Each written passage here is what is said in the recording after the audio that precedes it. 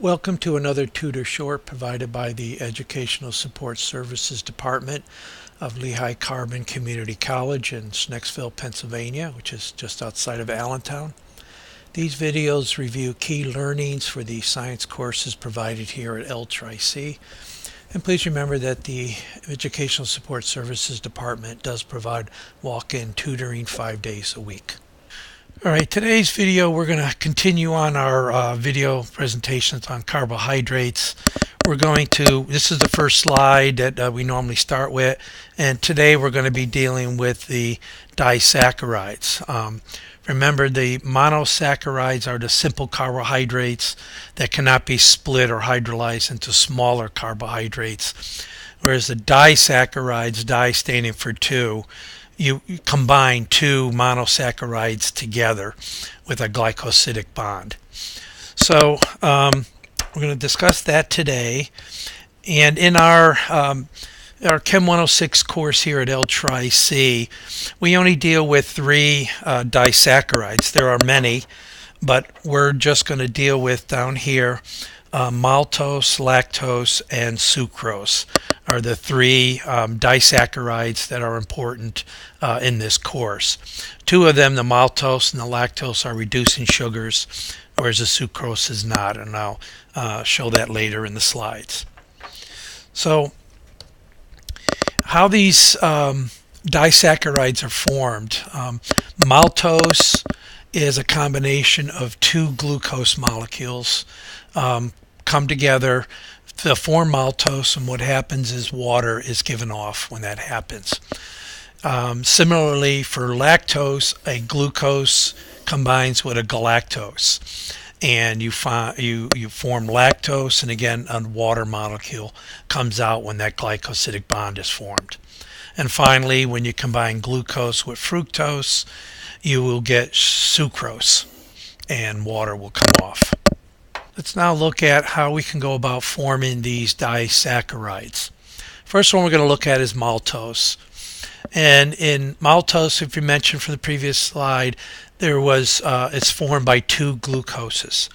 But it's actually a unique kind of combination.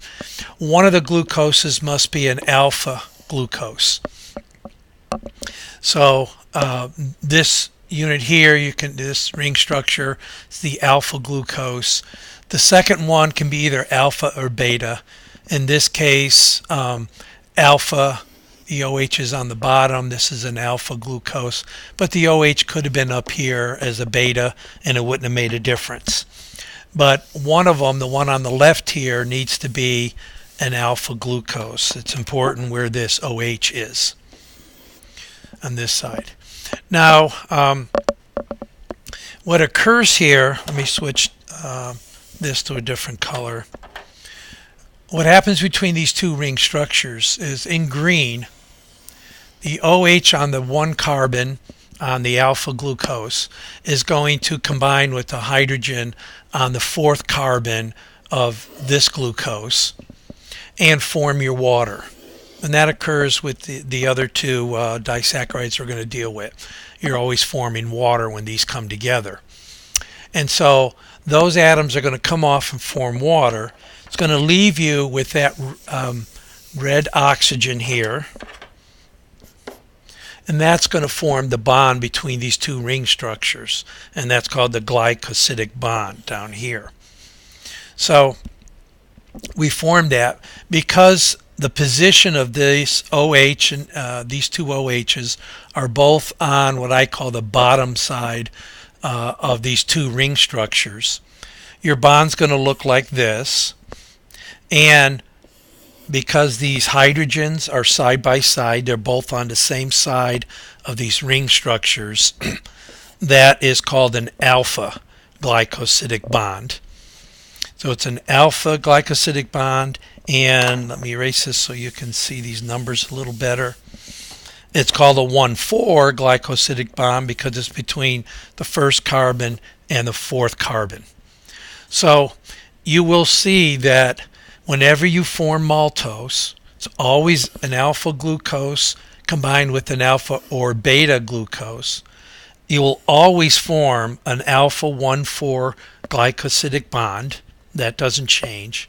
However, the maltose you make will either be alpha or beta, depending on whether you started with alpha over here or a beta glucose. So if the depending on this glucose will tell you whether you have an alpha or a beta maltose. So that's the formation of maltose. The other two sugars that are important are Chem 106 course, and there are a lot of other sugars, but we're only dealing with these three in our Chem 106 course. The other one is lactose. That is a combination, we said before, of galactose and a glucose. Again, there's a uniqueness involved. It must be a beta galactose, which we show here. The OH is up on this galactose, on the number one carbon. So this is beta galactose. Remember, this OH being up here tells you have galactose. And the glucose, again, can be either alpha or beta. This OH tells you you have glucose from this ring structure, but the OH for the alpha or beta can be on either one of these on the first carbon in either up or down position to determine your alpha or beta glucose. But so we have to have a beta galactose combining with an alpha or beta glucose. And here again you'll see the OH on the number one carbon of the galactose is going to combine with the hydrogen on the glucose and form water, which I don't show down here. You're also, making water. But that's going to go off, make your water, and that leaves you the oxygen to form your glycosidic bond. So you formed your glycosidic bond down here. But now you notice there's a hydrogen here and a hydrogen there. The hydrogens are on opposite sides of these ring structures. One's on the up position, one's on the down position. Because they're on opposite sides, this is a beta. And again, 1,4, first carbon, fourth carbon, a beta 1,4 glycosidic bond. So that doesn't change with lactose. You will always form a beta 1,4 glycosidic bond. It must be a beta galactose, can either be an alpha or beta glucose. And because you have a choice of either alpha or beta glucose, you can get two different lactoses, either alpha or beta. And that would depend on where the OH ends up on this side. And remember, it doesn't change places. If it's down on the glucose, then it'll be down here on the lactose, and it will be an alpha lactose. So that's how we go through the lactose. On fructose, the final disaccharide we deal with, the uniqueness here is you only have one variation at all, or just one structure. It must be an alpha glucose combining with a beta fructose. So your alpha glucose here, here's your glucose structure with the alpha position on the first carbon, and here's your fructose with your beta position for your fructose, with the OH being represented in the up position here. So that's a beta fructose on number 2 carbon. So if you have both the alpha glucose, the beta fructose, where you're going to combine again for your glycosidic bond, off of the 1 carbon, you get the OH. It's going to come down and combine with the hydrogen on the second carbon of the fructose. That forms your water, and I don't show that down here, but water is also being formed. And then your oxygen here off of the second carbon on fructose is going to make your glycosidic bond.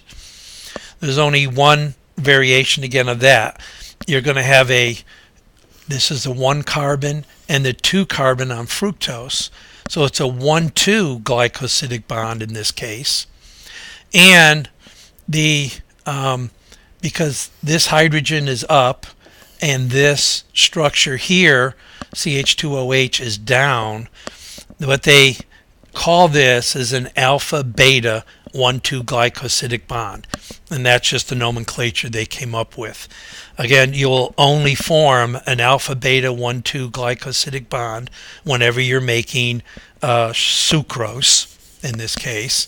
So there's only one variation in this when you're making sucrose. So there's only one sucrose made. Therefore, no isomers, meaning there's no alpha or beta form for sucrose. And it is not a reducing sugar like the other two disaccharides are reducing sugars, because number one carbon here does not have an OH available. And this number two carbon, there's also no OH directly connected to it. And so therefore it can't be a reducing sugar. That may be important. Some of the teachers in our course want you to realize the uniqueness there of reducing sugars. If you remember, or I'll show you, the lactose, no matter which form you have, alpha or beta, the number one carbon will have an OH on it, so it can be reducing sugar. Same thing with maltose. And that's your 3 disaccharides. Thank you.